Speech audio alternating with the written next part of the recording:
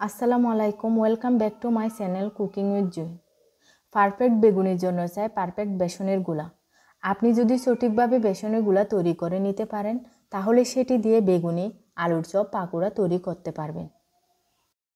Cornflour, চালের গুঁড়া ছাড়া শুধুমাত্র বেসন দিয়ে বেগুনি তৈরির রেসিপি আপনাদের সাথে শেয়ার করব।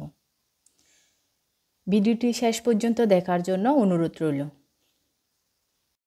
চলুন শুরু করা যাক। প্রথমে বেসন নিচ্ছি 1 কাপ। বেসন অবশ্যই চেলে নিতে হবে।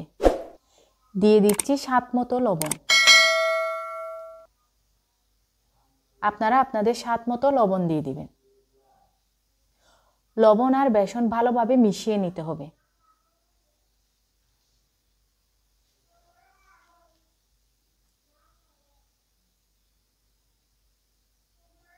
এই পর্যায়ে অল্প অল্প পানি দিয়ে বেসনটা ভালোভাবে মিশিয়ে নিতে হবে।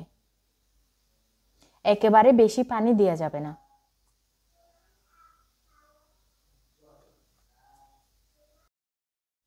মেশানোর সময় আমাদের খেয়াল রাখতে হবে কোনো প্রকার লাম্পস বা দলা যেন না থাকে। দিয়ে দিচ্ছি হাফ চামচ লাল মরিচের গুঁড়া, 1/3 চামচ ধনিয়ার গুঁড়া, 1/3 চামচ হলুদের গুঁড়া, 1/4 চামচ জিরার গুঁড়া, হাফ চামচ আদা বাটা ও রসুন বাটা। মশলাগুলা দিয়ে ভালোভাবে বেসনের সাথে মিশিয়ে নিতে হবে। কোনো প্রকার লাম্পস যেন না থাকে। এই পর্যায়ে দিয়ে দিচ্ছি 2 টেবিল চামচ সয়াবিন তেল।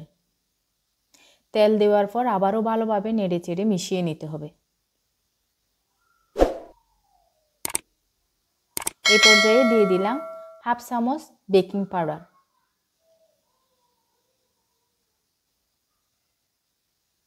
বেকিং পাউডার দেওয়ার পর আমি আবারও মিশিয়ে নিয়েছি।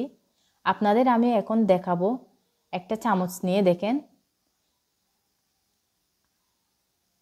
গড়িয়ে পড়ে যাচ্ছে না। আঙ্গুল দিয়ে দেখাচ্ছি আপনাদের, ঠিক এরকম হবে। আঙ্গুল থেকে গড়িয়ে যাচ্ছে না, আঙ্গুলের মধ্যে বেসনটা লেগেই আছে। আমি এখন গুলাটা 5 মিনিটের জন্য রেস্টে রাখবো। এই পর্যায়ে আমি কেটে নিব বেগুন। বেগুনগুলো আমি কেটে নিয়েছি। বাটির মধ্যে পানি দিয়ে হালকা লবণ দিয়ে সেখানে আমি 2 মিনিটের মতো বেগুনগুলো ভিজিয়ে রাখবো।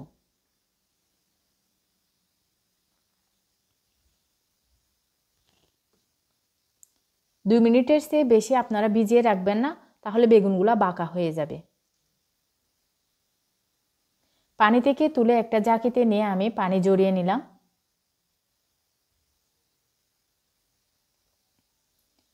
এখন এক একটা বেগুন নিয়ে আমি বেসনের থেকে চুবিয়ে এভাবে তেলের মধ্যে ছেড়ে দিবেন।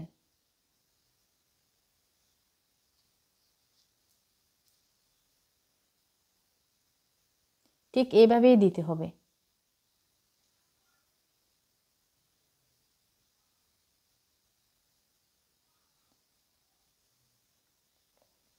চুলাটা এই পর্যায়ে চুলাটা লো মিডিয়ামে রাখতে হবে, না হয় এক পাশ একদম পুড়ে যাবে, উপরের পাশ হবে না।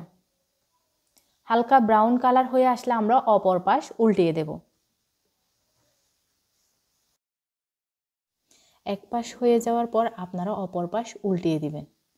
দেখেন আমার বেগুনিগুলি কিভাবে ফুলে উঠেছে।